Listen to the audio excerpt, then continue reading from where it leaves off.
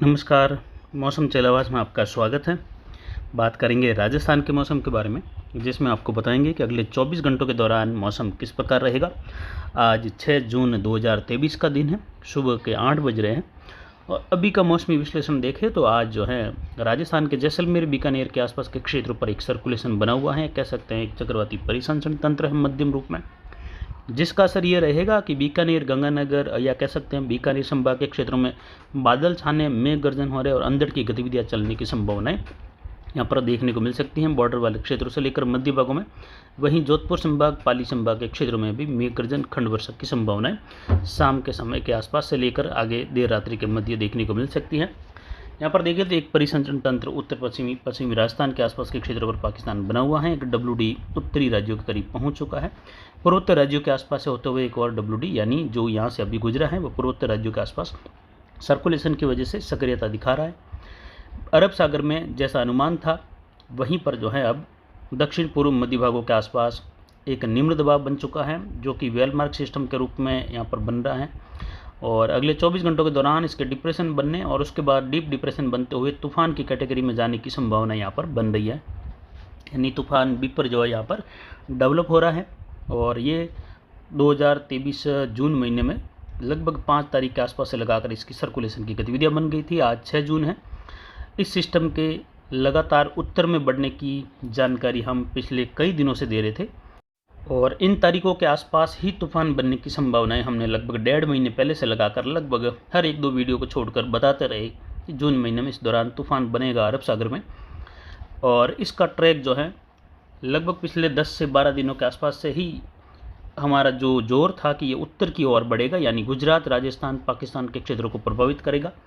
और आगे बढ़ते हुए इसका असर कर्नाटक, केरल, महाराष्ट्र, गोवा के क्षेत्रों में वर्षा के रूप में जो पश्चिम घाट क्षेत्र है यहाँ पर देखने को मिलेगा। लगातार हमारा विश्लेषण इसी ओर बना हुआ है कि ये उत्तर की ओर बढ़ेगा और फिर कुछ कर्व करते हुए या कह सकते हैं कुछ वक्र होते हुए ये उत्तर पूर्व की ओर मुड़ जाएगा। हमारे पिछले वीडियो आप लगातार देखेंगे तो उसमें आप देखेंगे ट्रैक लगातार हम भारत के मैप पर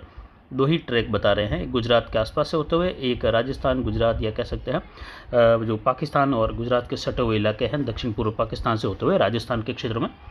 जिसमें अब तक बारिश का दौर WD से चला है। आगे किस प्रकार चलेगा वो इस वीडियो में आज विशेष जानकारी आपको देंगे। वीडियो पूरा जरूर देखें और ज़्यादा से ज़्यादा लाइक करें और ज़्यादा से ज़्यादा अपने दोस्तों में शेयर करें।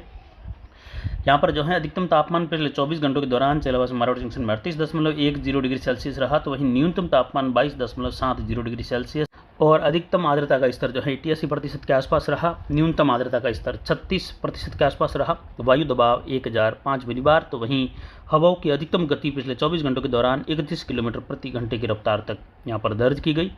अगले 24 घंटों के दौरान बारिश की गतिविधियां जो अभी सुबह के मौसमी विश्लेषण के हिसाब से देखें तो अभी 8 बजे का जो मौसमी विश्लेषण आपको बता रहे हैं हम, इसमें जो है उत्तर पश्चिमी राजस्थान में मेघ गर्जन के साथ वर्षा दोपहर के आसपास के समय से पहले से ही यहाँ पर जो है दस्तक हो सकती है। कह सकते हैं मौसम कुछ बिगड़ सकता है, जिसमें गंगानगर, हनुमानगढ़ के दक्षिणी इलाके हैं, ये कह सकते हैं उत्तर से लगाकर बादल छाने, बीकानेर के उत्तर पश्चिमी इलाके हैं, खजुआला, रंजीतपुरा, गोडू के आसपास से लगाकर रावला मंडी, घड़साना, यहाँ से देखें तो जो केसर सिंहपुर, रायसिंह नगर, पदमपुर, इसके अलावा देखिए तो जो अनूपगढ़ के आसपास के क्षेत्र है वहाँ से लगाकर महाजन, पूगल के आसपास के क्षेत्र हैं, छत्तरगढ़, वहाँ से लगाकर सूरतगढ़ तक के इलाके हैं,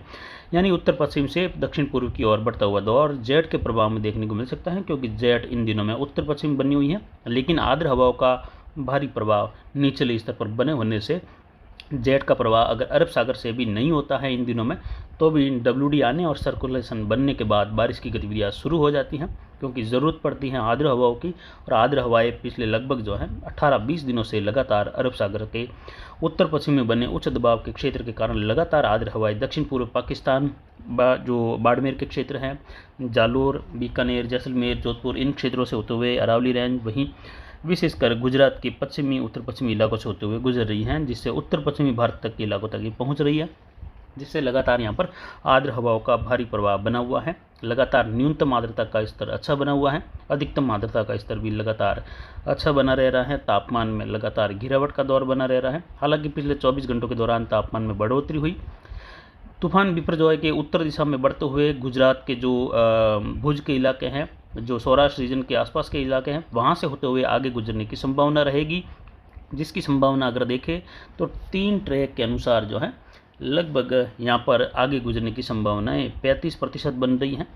जबकि दूसरा ट्रैक पाकिस्तान भुज के आसपास के इलाकों से होते हुए राजस्थान के जोधपुर संभाग, पाली संभाग के इलाके हैं, बीकानेर संभाग के इलाकों में प्रभाव के रूप में दिखा सकता है। 15 जून से लेकर 20 जून के बीच में अगर इस प्रकार ये बढ़ता है तो इसकी संभावनाएं जो है यहाँ पर आगे बढ़ने की 40% बन रही हैं। वहीं ओमान की ओर बढ़ने की संभावनाएं सबसे कम हमारे विश्लेषण में बन रही है। हो सकता है हमारे विश्लेषण में कोई त्रुटि हो और ये ओमान की ओर बढ़ जाए और हमारे अनुमान के जो कम प्रतिशत वाला क्षेत्र है ओमान, उस ओर जो है ज़्यादा बढ़ने से जो भारत की ओर बढ़ाए हुए प्रतिशत है यानी त्रुटि हो सकती है। लेकिन ज़्यादा संभावना हमें अभी भी इसी ओर लग रही है कि इसका प्रभाव गुजरात और राजस्थान में आखिर में जाकर देखने को मिलेगा। अब तक चल रहा दौर भारी वर्षा, कहीं बहुत भारी वर्षा का दौर, लेकिन मौसम चलवास के अनुसार फिर से भारी या बहुत भारी वर्षा का दौर जल्द ही देखने को मिल सकता है। राजस्थान के जोधपुर संभाग, पाली संभाग और बीकानेर संभाग के क्षेत्रों में ये लगभग 15 जून से लेकर 20 जून के मध्य यानी 15, 16, 17, 18, 19 और 20 जून के बीच में तूफान के इस ओर बढ़ने के ट्रैक के अनुसार हमारा विश्लेषण यही बैठ रहा है कि यहाँ पर इन तारीखों में वर्षा का दौर बनेगा और भारी वर्षा तो कई जगहों पर बहुत भारी वर्षा, आंधी तूफान की गतिविधि उभर सकती है। हालांकि उसमें ओलावृष्टि की संभावनाएं कुछ न के बराबर या बहुत कम रह सकती हैं, क्योंकि उस दौरान WD का कोई विशेष प्रभाव नहीं रहेगा। तूफान का असर उस दौरान हो सकता है, लेकिन ये इस ट्रैक पे बढ़ने के बाद ही ऐसा संभव हो सकता है और इसमें बढ़ने की संभावनाएं हमारे अनुसार ज़्यादा बन रही हैं। तो ये तूफान बिपरजॉय के जो विश्लेषण की एक विशेष कड़ी हमने आपको बताई कि अगर ये इस प्रकार हमारे विश्लेषण के अनुसार बढ़ता है, यानी हमारा अनुमान है कि इसी ओर बढ़ेगा उत्तर की ओर। लगातार पिछले वीडियो आप देखेंगे तो उसमें आप पाएंगे कि हमारा ज़्यादातर मत यही था कि तूफान उत्तर और उसके बाद उत्तर पूर्व यानी गुजरात के क्षेत्रों के आसपास, महाराष्ट्र के क्षेत्रों के आसपास से लगाकर आगे बढ़ेगा, जिसमें दक्षिण पाकिस्तान का हिस्सा प्रभावित हो सकता है और आगे राजस्थान में इसका असर देखने को मिल सकता है। और अगर ये इसी विश्लेषण के अनुसार आगे बढ़ता है तो राजस्थान में जो है पश्चिमी राजस्थान, दक्षिण पश्चिमी राजस्थान, उत्तर पश्चिमी गुजरात में 15 जून से लेकर 20 जून के मध्य मूसलाधार भारी वर्षा की गतिविधियां अलग अलग क्षेत्रों में अलग अलग समय पर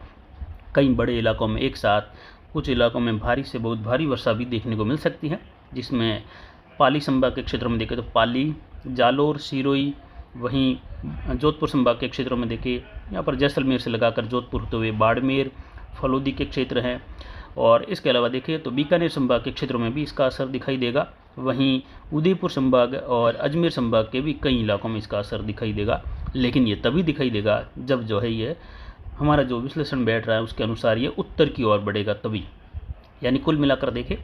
तो अगर ये उत्तर की ओर बढ़ता है तो इसका आगे प्रभाव राजस्थान में फिर से भारी वर्षा के रूप में आपको देखने को मिल सकता है। ये मौसम चलवास का अनुमान है, ये हम मॉडल के आधार पर नहीं बता रहे हैं,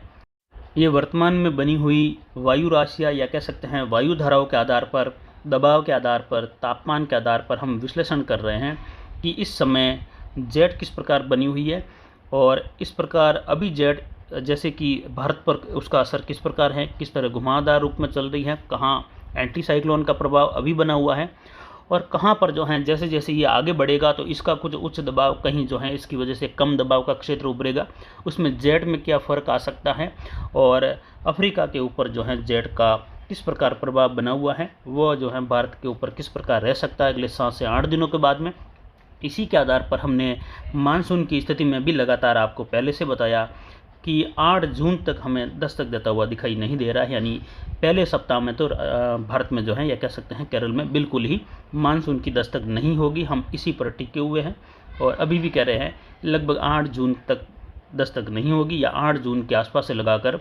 2 दिन और ऊपर जुड़ सकते हैं, यानी असामान्य देरी से दस्तक होगी। और ये दस्तक तभी होगी जब यहाँ पर बना हुआ तूफान कुछ उत्तर की ओर बढ़ेगा, जिससे इसके दक्षिण छोर में चलने वाली पश्चिमी हवाएं केरल को क्रॉस करेगी, तभी जो है सारे मापदंड पूरे हो सकते हैं। फिलहाल मापदंडों में काफ़ी कमी है, इतनी वर्षा जो है सभी स्थानों पर रिकॉर्ड नहीं हुई है और न ही जो है यहाँ पर पश्चिम से हवाएं चल रही हैं 600 HPA पर। तो कुल मिलाकर देखें तो आने वाले समय में मौसम बड़ा ही हलचल वाला रहेगा जिसकी जानकारी के लिए आप बने रहे हमारे चैनल पर। नमस्कार, जय हिंद, जय भारत।